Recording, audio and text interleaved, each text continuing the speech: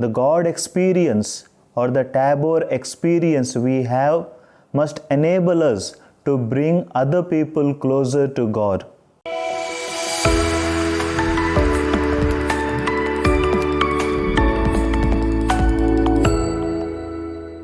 Dear brothers and sisters, today we celebrate the Feast of Transfiguration of the Lord.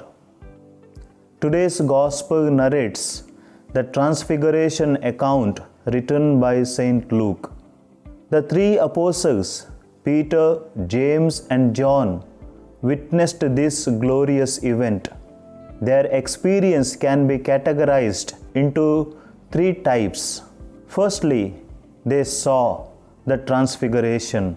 Saint Peter, in his second letter, chapter 1, verse 16 says, "We were eyewitnesses of His majesty." It means they saw Jesus in His glorious form. His face shone like a sun, and His clothes became dazzling white. Also, they saw Moses and Elijah. And what they saw was not something ordinary, but something divine, something heavenly. Secondly, they heard the voice of God. "This is my Son, my chosen, listen to him." Again, Saint Peter continued to narrate in his letter, "We heard the voice of God, the Father, born from heaven, for we were with him on the holy mountain." They were spellbound, listening to the voice of God. Though it was for a brief moment, it had a lasting impression on them. Thirdly, they experienced the transfiguration of Jesus. Their experience had no boundary.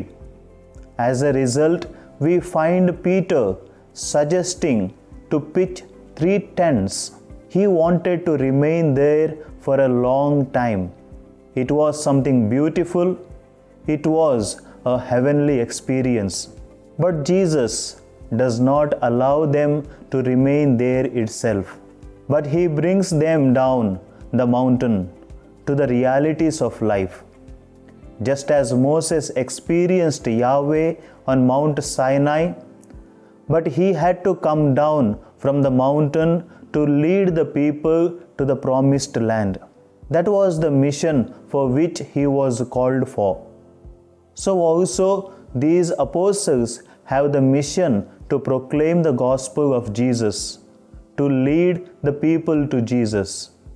The Transfiguration experience enriched these apostles to carry on the mission entrusted to them. Therefore, dear brothers and sisters, the God experience or the Tabor experience we have must enable us to bring other people closer to God.